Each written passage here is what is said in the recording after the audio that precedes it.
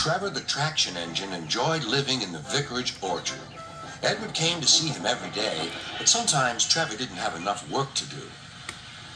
I do like to keep busy all the time, he sighed one day. And I do like company, especially children's company. Cheer up, smiled Edward. Sir Topham Hatt has work for you at his new harbor. I'm to take you to meet Thomas today. Oh, exclaimed Trevor happily. A harbor, the seaside, children, that will be lovely.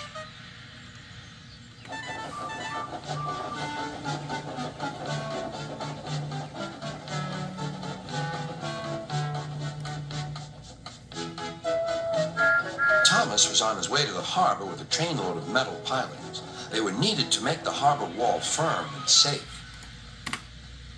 Hello, Thomas, said Edward. This is Trevor, a friend of mine. He's a traction engine. Thomas eyed the newcomer doubtfully. A what engine? A traction engine, explained Trevor. I run on roads instead of rails. Can you take me to the harbor, please? Sir Topham Hatt has a job for me. Yes, of course, replied Thomas, but he was still puzzled. Workmen coupled Trevor's car to Thomas's train, and soon they were ready to start their journey.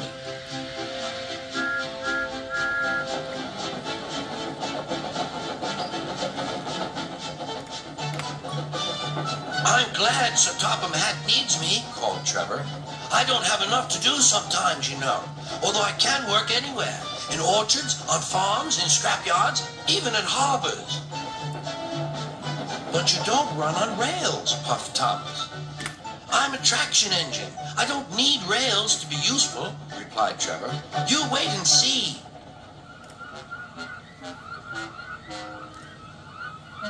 When they reached the harbor, they found everything in confusion. Cars had been derailed, blocking the line, and stone slabs lay everywhere. We must get these pilings past, said Thomas's driver. They are essential. Trevor, we need you to drag them round this mess. Just the sort of job I like, replied Trevor.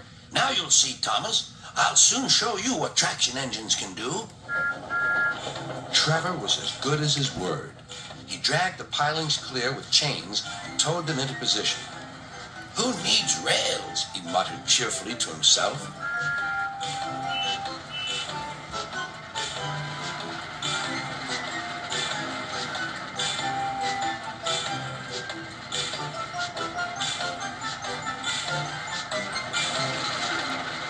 Later, Thomas brought Annie and Clarabelle to visit him. Thomas was most impressed. Now I understand how useful a traction engine can be. The coaches were full of children. Trevor gave them rides along the harbor. He liked this best of all.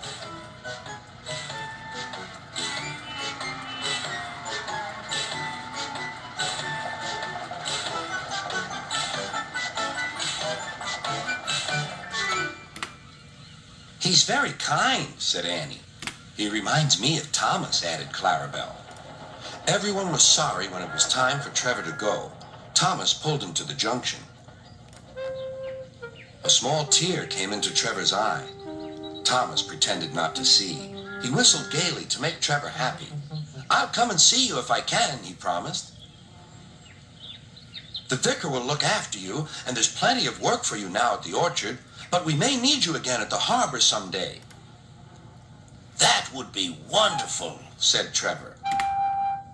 That evening, Trevor stood remembering his new friend Thomas, the harbor, and most of all, the children. Then he went happily to sleep in the shed at the bottom of the orchard.